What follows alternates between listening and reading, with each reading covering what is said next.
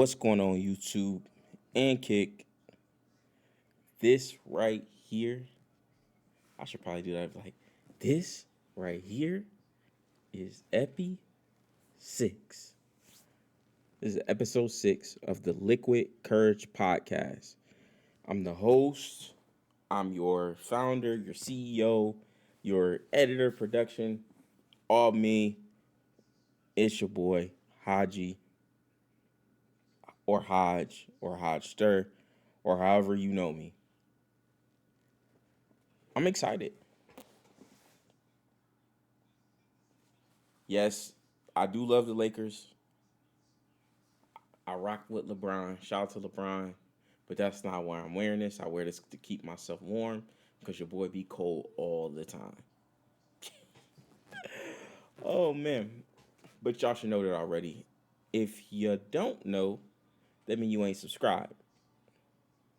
That means you need to subscribe to the channel. If you want Kick, hit me with that follow. I'm on the road to affiliate there. We're on the road to basically affiliate on YouTube and a partner status there. So make sure y'all hit me up there on both. Comment on YouTube, like, subscribe, etc. Y'all already know the good stuff. That'll help me grow, and that's gonna help this podcast grow. I got some ideas, but the ideas can only come to life unless we grow. You know what I mean? Just talking about, recapping the first 5 episodes. As we talked about the first 4, I kind of was a little uptight. You know what I'm saying? I was really uptight. Wasn't really hitting the topics the way I wanted to with the kind of like the follow through. I wasn't following through what I was saying. I wasn't standing on business. I was real uptight. Episode 5, I think we in a good spot. I think that's where I'm gonna stay. Yeah. So as always, moving forward, how we gonna have the liquid courage if we ain't got no liquid courage? You feel me? Only 21 plus. Y'all know how we do it. Partake. Join us in this journey. Let me see. Before we take this, let's say what we toast to. Toast to more life. Toast to more life. I got a few people who are really important to me who have birthdays coming up. And those are important to me. So toast to more life, and birthdays are awesome. Although I personally don't care about my birthday, but it's not about me. That's it. Let's see. What else we toasting to?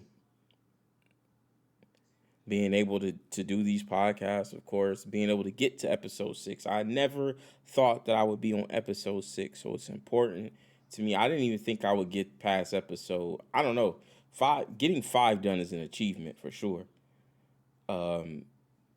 Getting any, the next thing is going to be 10 is going to be special. Then after that, 25, then 50, then 100. And then we'll see where it goes from there. As we keep on pushing, we're going to keep on keeping on. So without further ado, let's get into this. This is same thing as last time, just some Costco vodka. If you making the liquid courage, if you are partnered by it, or if you just want me to just, have a sip, or you got a recommendation, share it with your boy.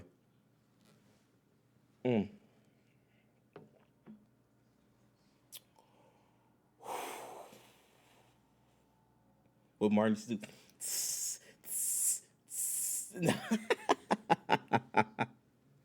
That's so funny. But yeah, man, we gotta get that knocks the rust off. That's how you bring the liquid courage in properly. Now we could do the show the way we need to do the show. You feel me? All right. Let's talk about it. The NFL free agency is coming up, right? It's gonna start. People can start talking to players March 11th, and then you can officially sign people in free agency on March 13th. Why this is important? A couple of free agents that are coming up here. Kirk Cousins, top free agent. That's hilarious to me, and I'm getting to that why in just a second. We got T. Higgins from the Bengals. Shout out to T. Higgins. L'Jarius Sneed from Kansas City Chiefs. Shout out to Kansas City. Shout out to L'Jarius Sneed. We got Mike Evans from the Tampa Bay Buccaneers. And we got a few other people who aren't technically free agents, but probably will be. And there, of course, there's going to be some other ones. Let's start with Kirk Cousins as a top free agent. I really don't subscribe to that. I'm saying that as a question. I really don't subscribe to that. He is good enough to get paid, but it just seems like he comes up in free agency at like the right time where there's no other good quarterback, so he ends up getting overpaid. And then you get your heart broken with Kirk Cousins. Kirk Cousins is in that tier where like he's good enough to like win you some games, but he's not good enough to get you to where you need to be. And that's been like shown time and time again. He's like, to me, there's tiers, right? I think there's Patrick Mahomes in a class by itself, right? Then underneath that is like there's two quarterbacks I think who could beat Patrick Mahomes in a game, just depending on what's going on around him and how hot they are, is Lamar Jackson and Joe Burrow. And then after that is like the tier where like they're good. They can even win an MVP, but like I don't trust them to win. I don't trust them to win games or the big game against like some of those top quarterbacks. So that's like Josh Allen. That's Kirk Cousins is in there. He's at the bottom of that, but he's in there. Dak Prescott. The list goes on. Pretty much everybody else. The people who I kind of have in the wait and see, or I want to see, but I'm excited to see what they do. C.J. Stroud and Jordan Love. Those two. Those are the two where I'm like wait and see, because those two obviously can move into the hey, we can win. We can do it with Patrick Mahomes if we're hot. So that's where I'm at with that. I don't really see the hype in Kirk Cousins. Like, yeah, he can spin the ball. Of course, he can throw. He's a quarterback. But, like, is he going to win you the big game? I don't know. That's how I feel about it. T. Higgins. Shout out to T. Higgins. He is one of those three dynamic receivers they have in Cincinnati. He is obviously, to me, he's the number 2 receiver there, but he's a number 1 almost everywhere else. I don't think there's many places where he's not a number 1. And there'd be a lot of teams that would love to have him. Like, say, for example, if he gets traded to Houston, he immediately becomes a number 1. And I think T. Higgins and C.J. Stroud, though, that's some firepower. If he goes to Kansas City, we already know what that's going to do, but I don't think they would trade him there. Other teams that could use him, Chicago,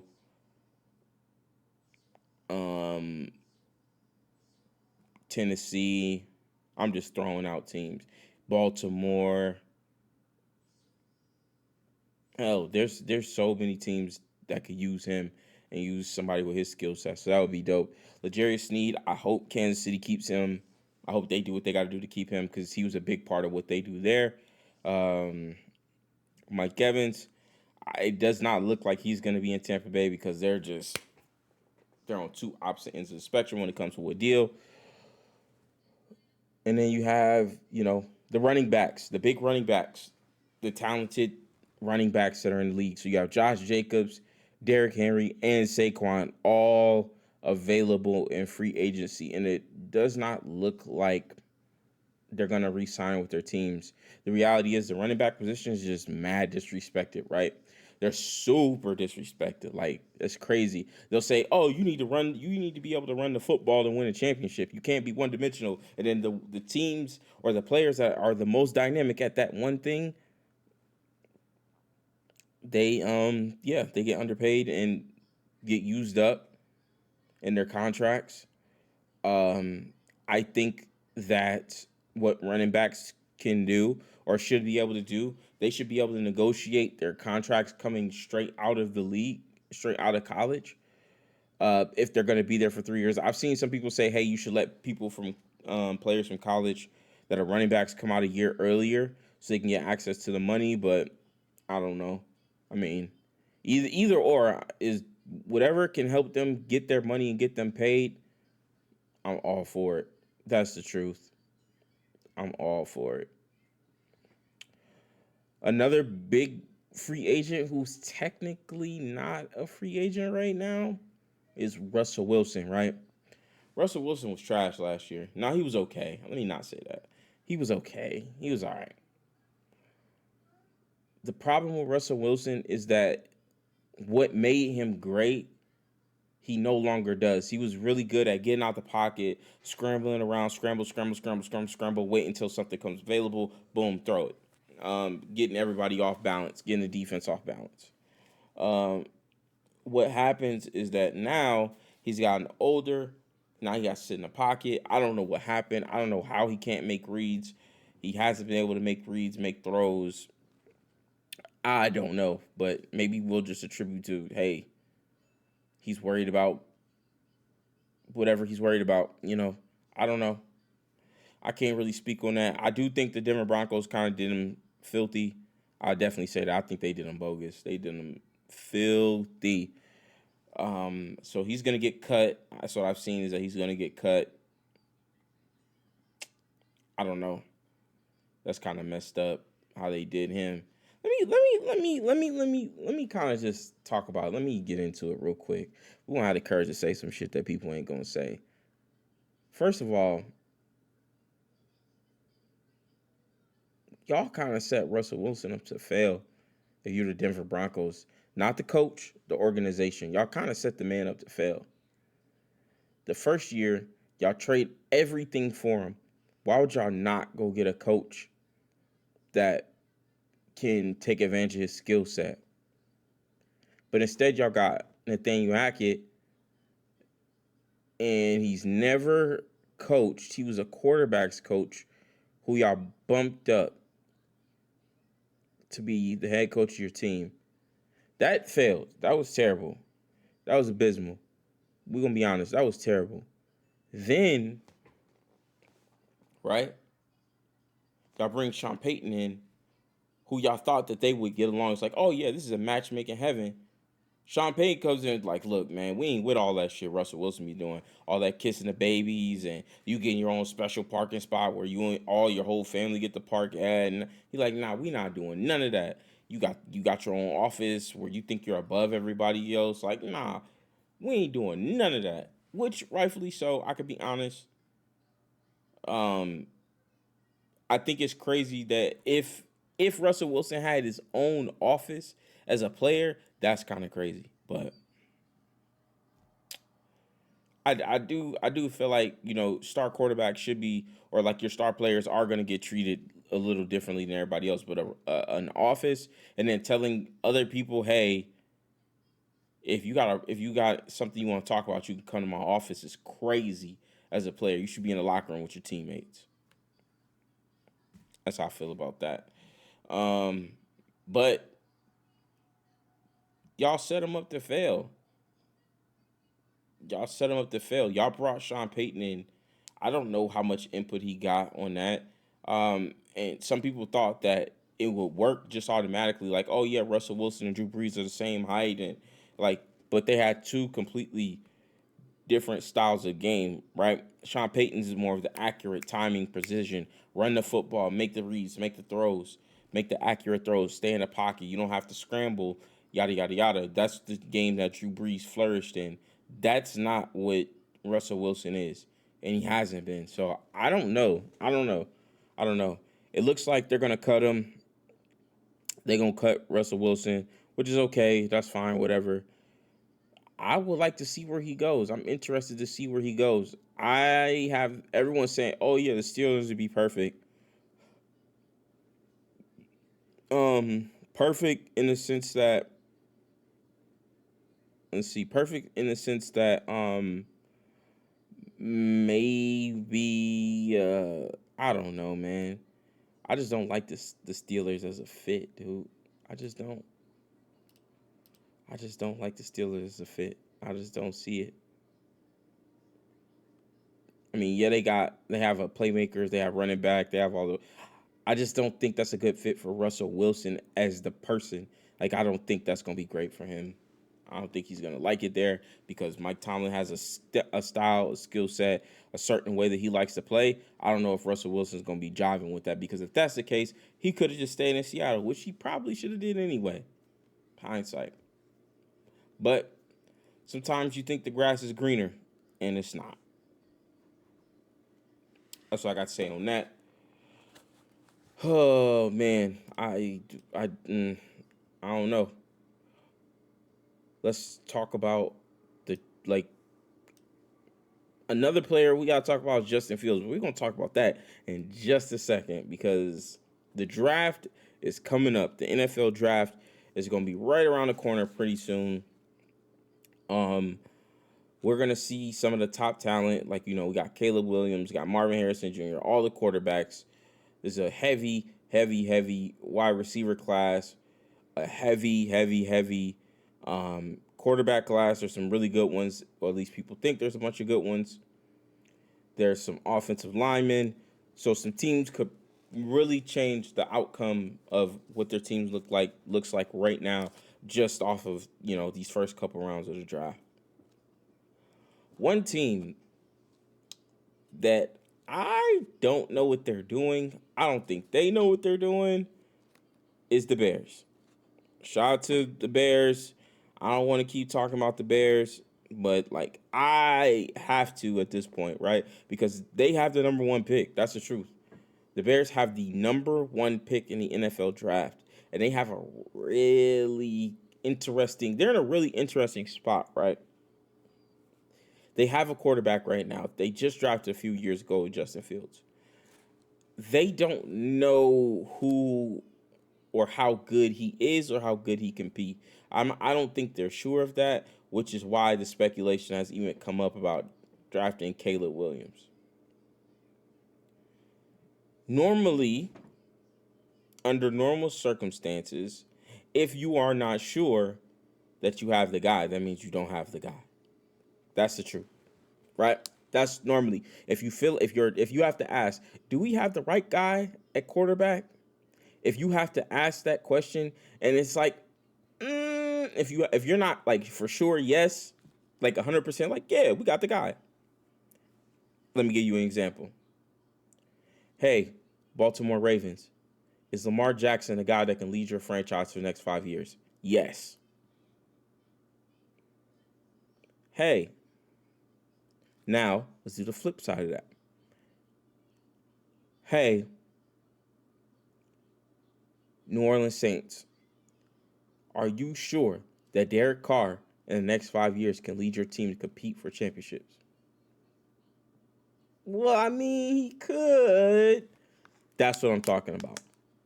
If you got to do all that, can't use it. No good. No good.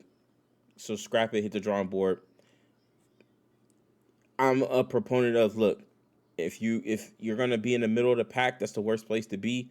Is to be barely getting into the playoffs and struggling to get there, just to get to the playoffs, the wild card round, and lose. Like, what's the point? You might as well just rebuild for the future. And what's even worse is almost getting to the playoffs, and then you're still floating around that low pick. The Bears, I think they have dug a hole to the point where they absolutely have to draft Caleb Williams at this point, right? And I'm gonna tell you why, right?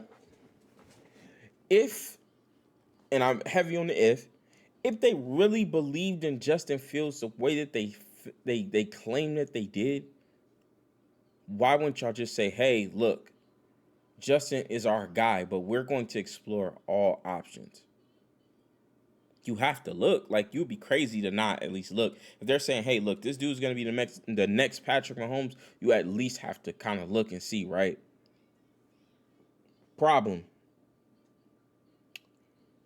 with what they said, we're going to keep all options and do right by Justin. That means you're already done with him. You're just trying to see, like, what team's going to take him and what they're going to take him for, right? That sucks, right? Now Justin Fields, you kind of got him in limbo, and at this point, he's probably like, "Look, I'm ready to go. It's time for me to move on from Chicago." Now, if you don't draft Caleb Williams and you have to bring Justin Fields back, how tenable is that situation? That situation isn't ideal at all by any stretch of the imagination. It's not. How can you tell this man like, yo, okay, we want you to come back after you basically dangled him out and said, hey, if y'all want him, y'all can have him. Now, money cures and solves everything. We all know that. They give Justin Fields the bag, he's not going to be as upset as we've seen. That's usually how history plays itself out. Here's the problem that the Bears like actually have, right? Caleb Williams don't seem and sound like a winner to me. He sounds like not the guy. I'm gonna be honest. Now, I don't watch that much college football, but I have seen some of Caleb Williams' tape and some of his games. I've watched a little bit, but like, yeah, he can spin the ball, but he don't seem like a leader. Like he doesn't seem like the guy that's gonna get everybody to be better. And when they lose, he's gonna just kind of go in a shell and he's gonna crack. So he has a lot of like red flags to me, like up here, like nothing with his game. Like shout out to you, like Caleb Williams, shout out to you, but your game has nothing to do with your game. Like you can make all the throws. The problem is all the other stuff. You like you just don't seem. I don't want to say tough enough, but like it just doesn't like me having friends in Chicago, like being around like Chicago fan base damn near my whole life. Like you got to be a different type of cloth. You got to be cut. You got to be built for it to play for the Chicago Bears. Because if you're not good, they're gonna tear you up.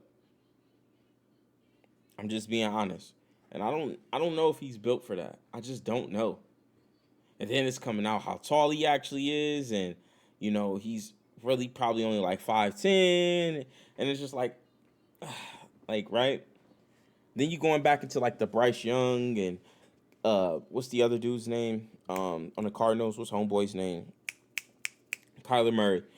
You can't like I don't know why it escaped me, but like you thinking about all those dudes, and it's just like injuries too small. But I don't think that's gonna be a problem for Caleb Williams. I'm gonna be honest, but I just don't think he's built for Chicago. But I think they forced themselves into a hole where they have to take him at this point. They have to draft him. They don't really have a choice. Now, here's my great proposal. This is my grand proposal for the Bears, right? I ain't gonna like it, but I don't care.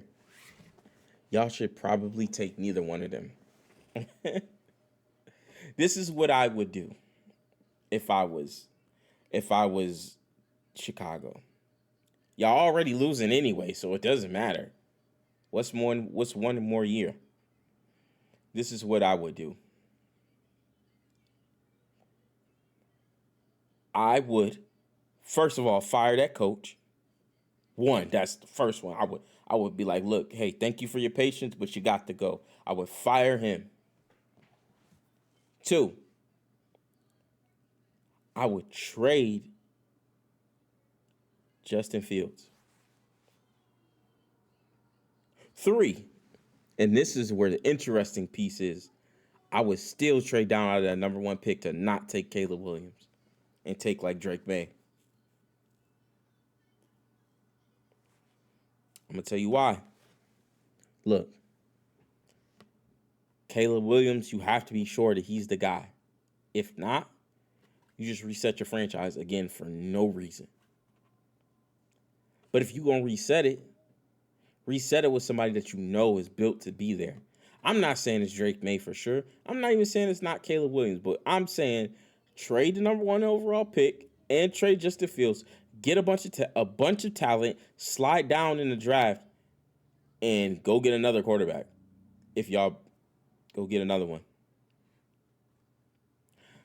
and with all the capital you had, you can build a team around this person.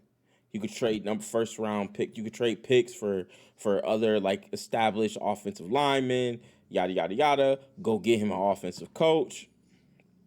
Boom. Now, granted, they just they kept their coach, so they can't really fire him right now. But I would do it anyway. I would just like, hey, look, you gotta go, bro. That's what I would do. I know it sounds crazy, but that's exactly what I would do.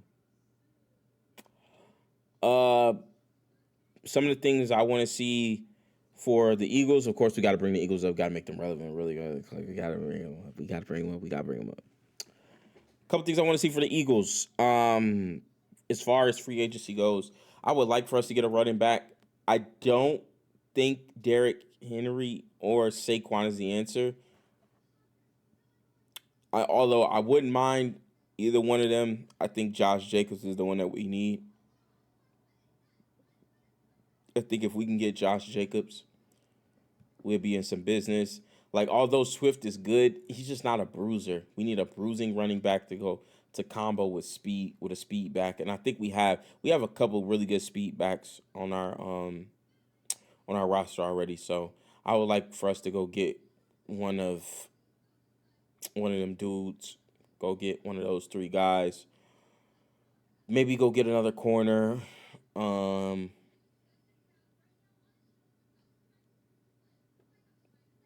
we'll see what Vic Fangio got for us. We'll see. For as far as the draft goes, I would probably want them to draft a linebacker and not one of those little linebackers that's like 220, 230, like an actual linebacker who can fill the gaps. Probably a corner, probably a safety, another defensive lineman. I honestly and maybe probably some young receivers. I think we're a little top heavy on offense. Like, if AJ Brown or Devontae Smith get injured, we're kind of cooked. So, I mean, rightfully so for most teams, but that's how it is. But probably go draft some receivers just to kind of get in there.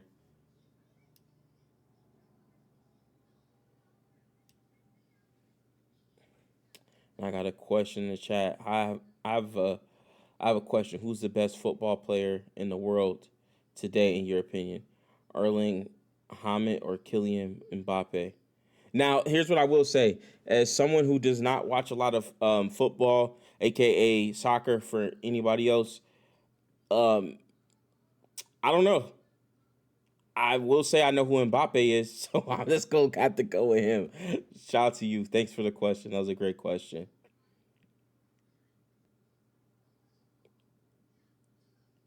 I can't really answer. I don't play much soccer. I don't play FIFA anymore like I used to. That was the way I used to keep up with people. Let's see.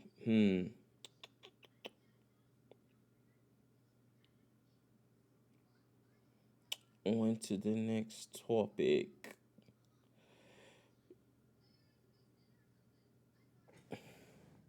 Mbappe is better, more technical, and faster. That's a great point. Thank you for that feedback. I literally only watch football when the World Cup is kind of, I'm be honest, I barely, otherwise, I really don't have the time. I'm keeping up with enough stuff as it is. Moving on to the next topic, we're going to transition to basketball a little bit. And let's talk about another Philadelphia team, the 76ers. Right? There's the Philadelphia 76ers, for as great as they're finally going to put a Allen Iverson statue in front of the arena.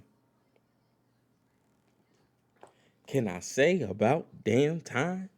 Let's go. Allen Iverson, for all things was one of the greatest players of all time, and it ain't even close. Nah, I mean, it is close. There's a lot of great players, but he's definitely one of the greatest basketball players to ever play the game. And not only that, he was a cultural urban icon. That's what I'll say. He's a cultural urban icon.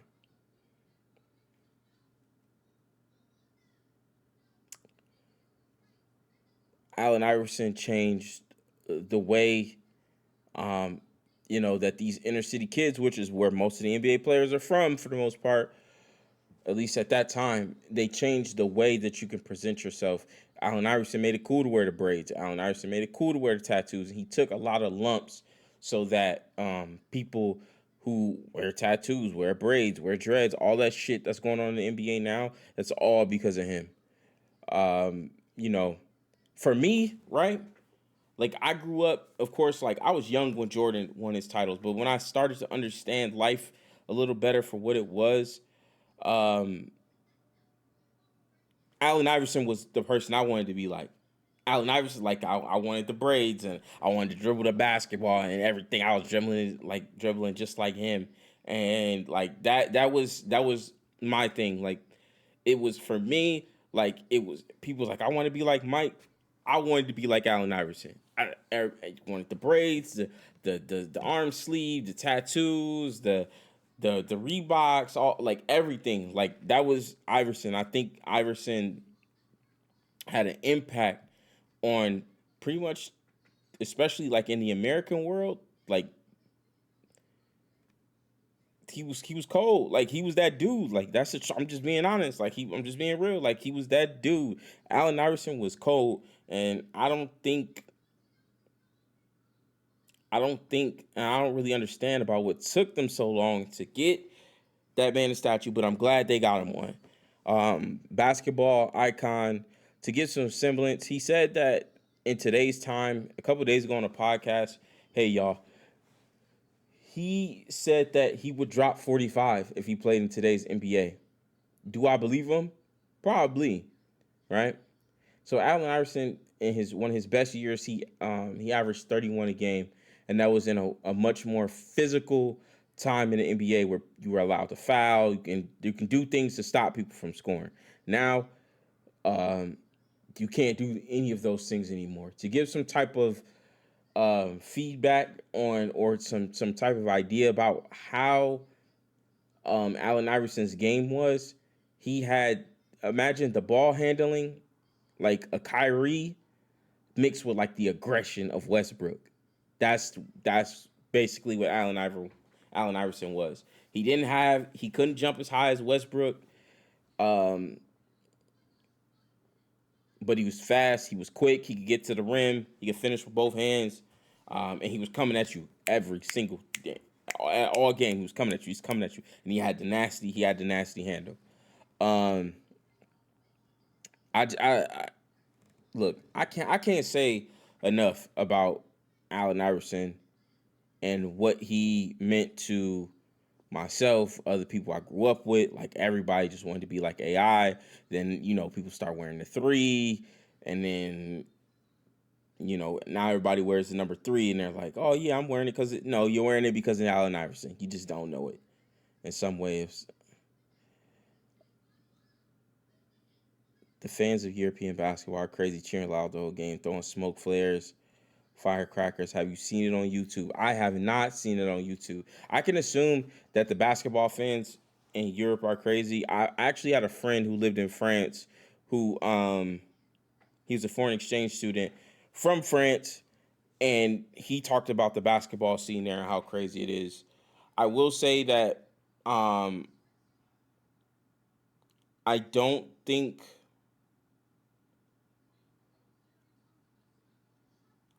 I personally don't know how impactful um, Allen Iverson was overseas. I don't know. I know T Mac was huge over there. I don't know about Allen Iverson. I could assume that he was, just because then I started seeing Asian kids with the braids, and then you started seeing Asian kids with the urban swag and all that stuff. I did start seeing that. So I can only assume that Allen Iverson meant just as much in Europe as he did over here. Probably not as much. That's not true. But, Iverson was somebody who looked, talked, breathed, thought like myself. So he was easy to resonate with. That's just how we feel about. So I'm an Allen Iverson fan. I know some people like to shit on Allen Iverson. I know some people like to talk smack about Allen Iverson. Like, I'm not here for none of that. Like, I don't care. He's one of the greatest to ever play basketball, and like, it shows based off his influence. Um, More like, I mean, some people, they feel like Kobe's better.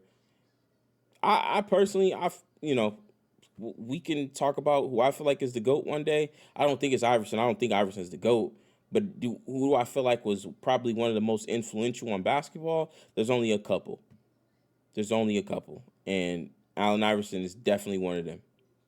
So, um, keeping on the topic of basketball. Hold on, let me take a sip really quick. Keeping on the topic of basketball, we're gonna talk about 2K, and we're gonna be honest. We're gonna talk about why I died, truthfully. And I'm qualified. I'm more than qualified to speak on 2K because I probably put some high. Not even probably. I'm pretty confident. There's a point in time where you would be hard pressed to find someone who put in more hours in 2K than me. Over the franchise's lifespan, I've been playing 2K heavily, like faithfully every year since 2K9. And I pretty much never picked up an NBA Live after that. Granted, they weren't that good, but still, I've been playing NBA Live since. I haven't played NBA Live since then.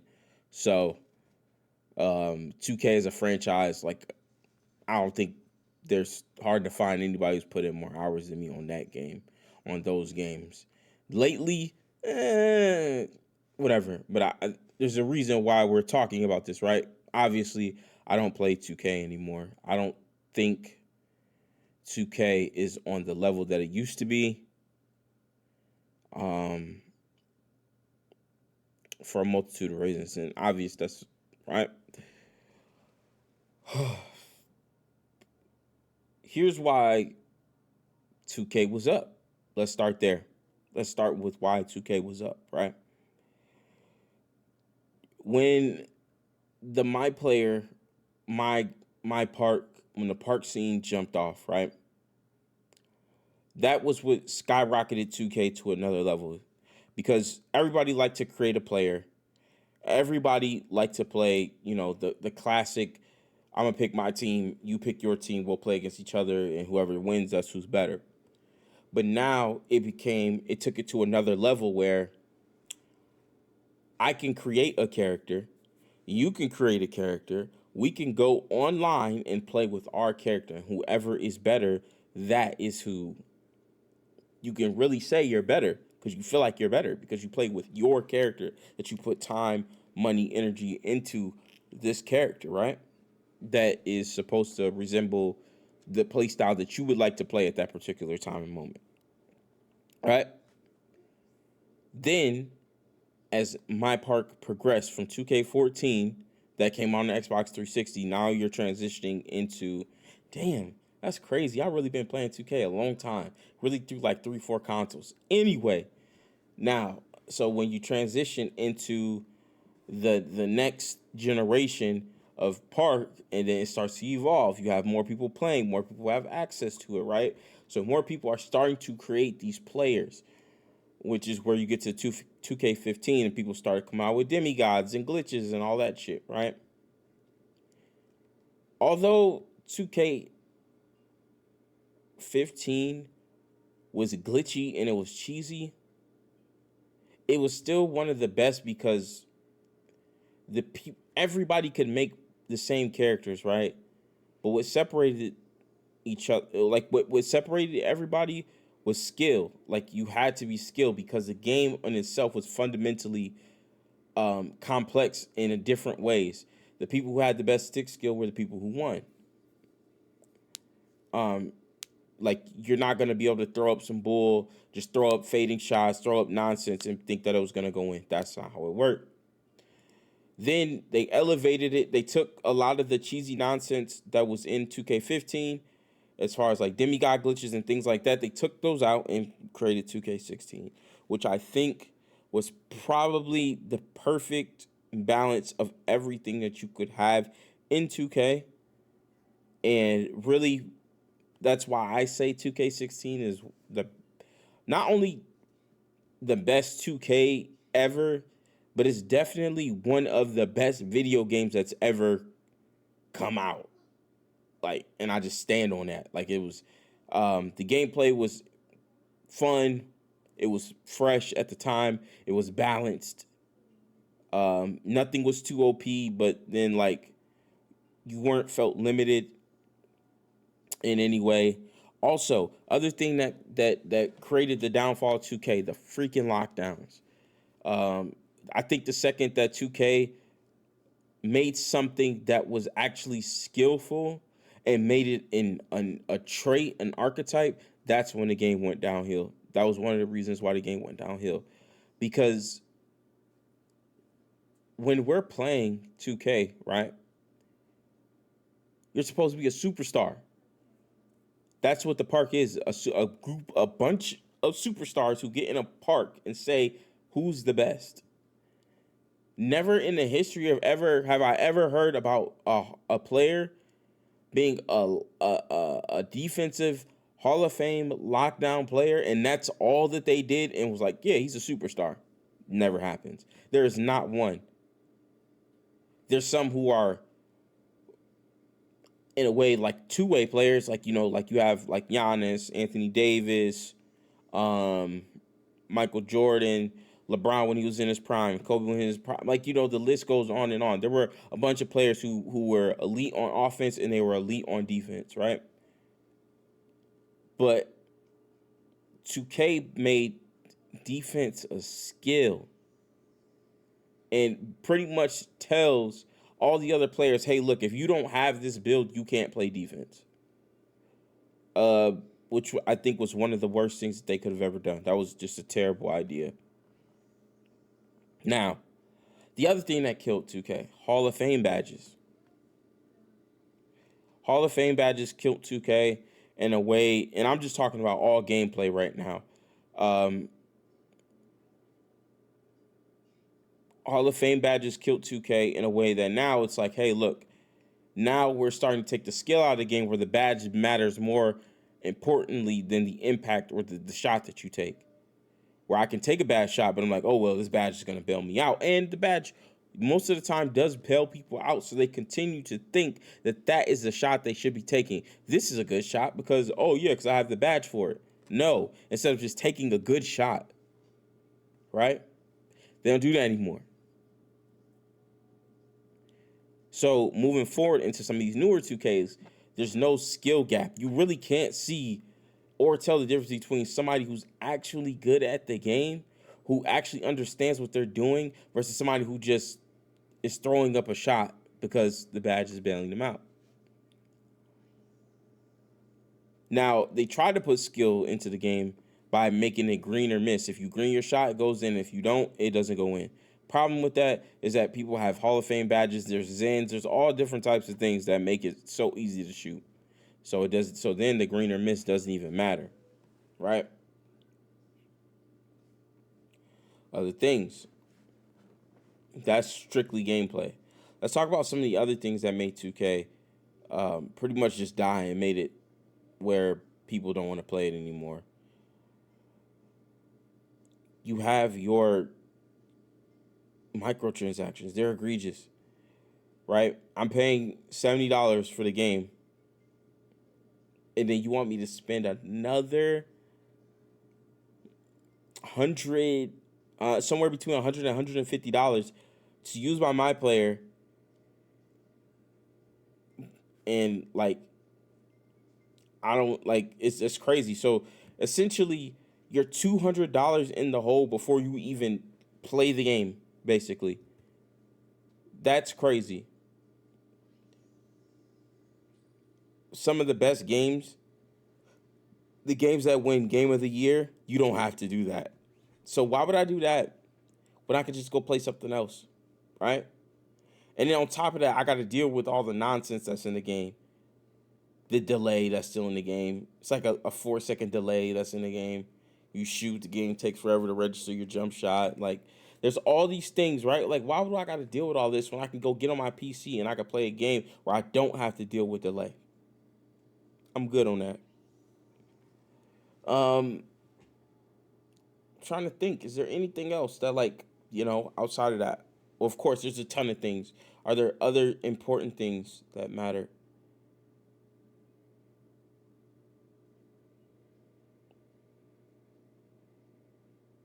There's, you have the builder, which is trash. The builder's absolute garbage. Um, I think that there is something to be said, right?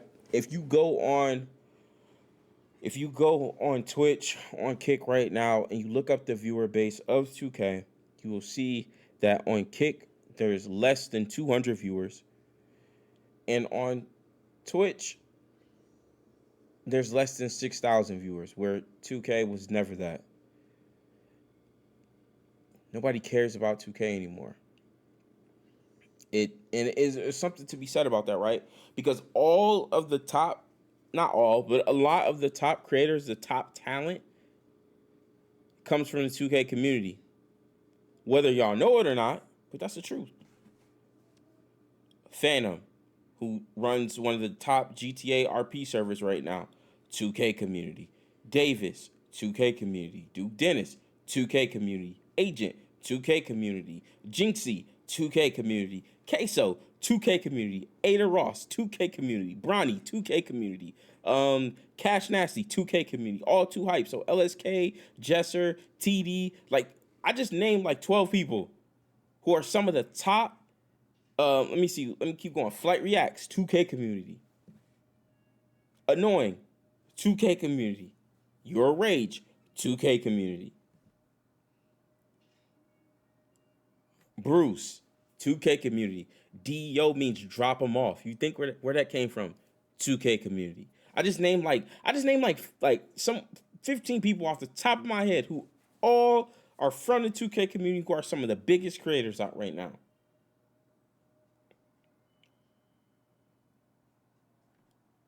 There's no way that all of Pretty Boy Fredo, 2K community. Like, I could keep going. The longer I sit here, the more I could tell y'all there's a bunch of people.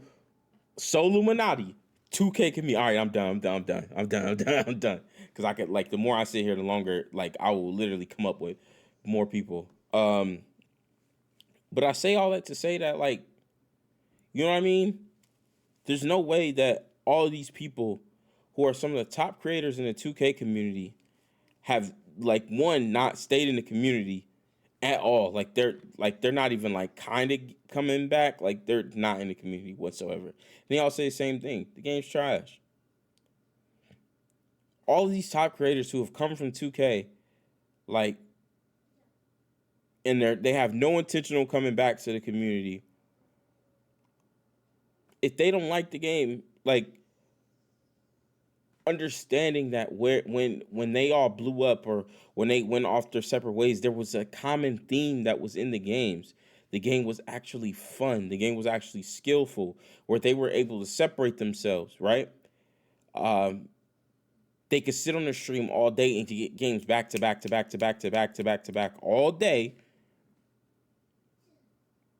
and not have to worry about losing like that, just because, the reality is that, like, the top creators, they were a lot of them, there were some that were trash, but for the most part, they were pretty good at the game. So you could get games back to back to back to back to back in a row because they were good enough at the game and they could keep winning. So it doesn't matter if somebody stream snipes you. The problem is that now, like, you made this big ass city, right? You got this big ass city where how can people engage with? You got to walk all the way across to do to go get Gatorade boosts and come all the way back to play the games, and then the parks are dead because they're so big and it's all over the place. Like, nah, we don't need all of that. That's the problem. Ice Cube should make a big three game with Park and Rec. See, that's the thing. All we need is literally a video game, and I kind of agree with that. That would be a good point. Um, we just need a basketball video game where all we do is go to the park and hoop. That's it. You can have your different parks. You go to a different server, but limit the servers. Put it so that 100 people can be in 150 people can be in a server at the same time. 2K, I don't want to hear y'all don't got the money. I don't want to hear none of that shit. Y'all a multi-billion-dollar company. Figure it out. Y'all need to make servers so that everybody can play, so that people have to wait to get games. Make it popping. Make it seem like there's a lot of people in there and it's popping. And like they might as well just stay in that park because they're like, look, it's popping in every park, so we might as well just stay here and get games. Take it back to that old school 2K16 style. That was perfect. Guess what? I know y'all have to get y'all money. That's fine. Y'all gotta get it. I get it. Let me tell you how you get it. Take all the bullshit out in game. But once you are out of game, have all the advertisements, whatever you need to advertise, you can have all that stuff up around in the park section so that people can see it at all times. I don't need to have to go to it. And if you want to have like a Nike store or something where people can buy clothes, have it right there in the park section. So that people, all they got to do is take a few steps, go up, boom, boom, boom, go in, come back out, go in, come back out, go back in, come back out. That's it. Not, I have to travel and get on a bike or a motorcycle or a moped or I got to book a plane ticket to go all the way across the city to come all the way back. That's a little annoying. It's a little egregious. The more time it takes for me to get in the game and hoop, the less I want to play. That's how I feel about that. Do I think 2K will do it? Hell no. So we're doomed.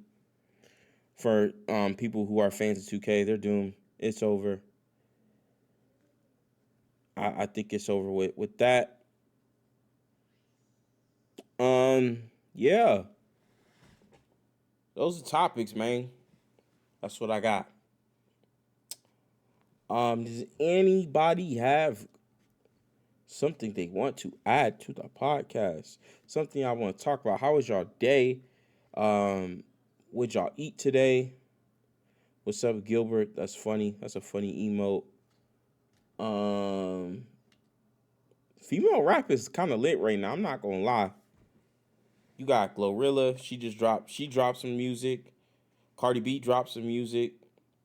Meg recently dropped some music. Nicki dropped some music. Her shit was trash, but there was What's Under the Do-Rag. I was gonna say something, but I'm not gonna say it. So yeah. My hair, duh.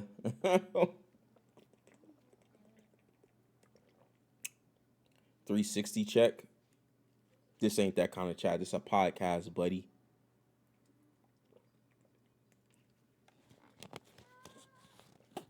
It's a podcast. You want a 360 check? I got you here.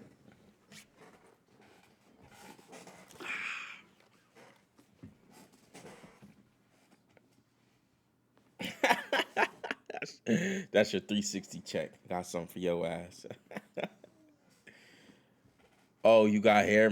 Yeah, bro. I got a head full of hair, bro. I mean, wait. I'm just like, it's all good. It's all good. It's all good. Yeah, I have a head full of hair. I used to have much, much, much longer dreads, and then I cut them, and then regretted it. So now I'm growing them back again. I'm about 3 years since I cut them, so, but they're about back. They're about back to where they were before.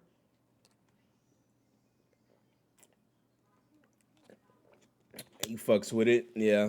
Appreciate you, man. Appreciate it. Appreciate the follow. Appreciate the follow on Kick, man. Appreciate that follow, Gilbert. Um, I'm trying to think. Is there anything else I missed? Oh, before we, what's my thoughts on solo leveling? Like the anime? I haven't watched it yet. It's on my list though.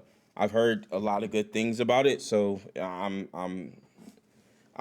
trying to get stuff knocked out and watch it. It's just so much shit keeps coming out, and watch shit faster than I can't watch shit faster than it drops. You reading the manga, fire W. Like I mean, it's just so much shit coming out. You know what I mean? How you know I like anime? You must have just assumed by what's behind me, right? That was a good bet. That's a good bet. It gets bad the longer it gets. It gets worse. Oh, okay, that's good to know. That's definitely good to know. Good to know. Maybe I'll add some anime to the podcast next time we talk about some anime. Something like that.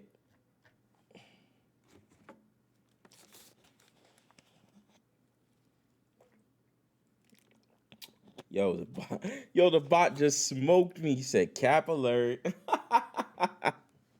That's so funny. That's so funny. I'm trying to think. Is there anything else? Oh, Gilbert, top three anime. Go.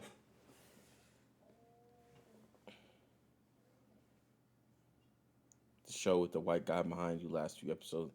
Nah, I thought it was pretty straightforward. I thought it was kind of. I thought, bro, those last few episodes was fire, bro. That was just fire.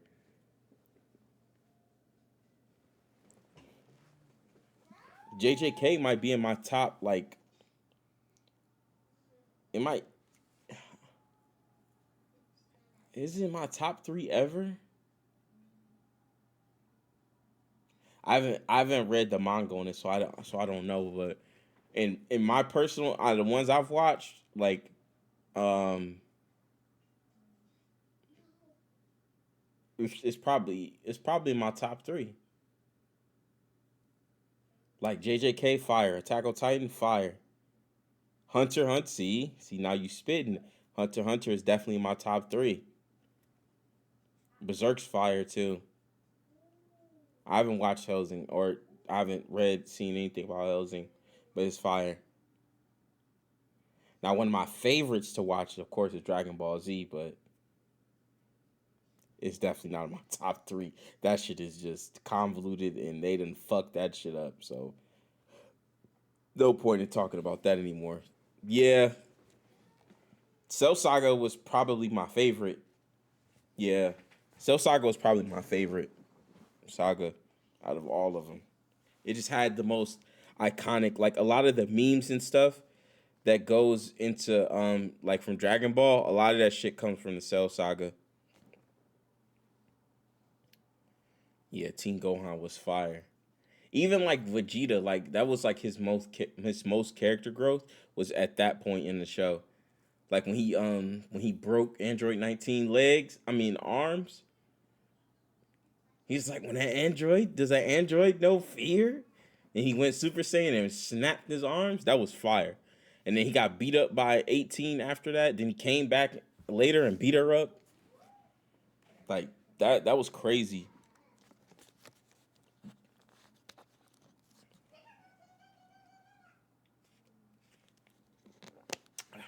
That was W's. When he's on steroids with Trunk. Yo, and then Trunks is like, you need to be stopped. Yo, that part was like, you need to be stopped. Yo, that's so funny.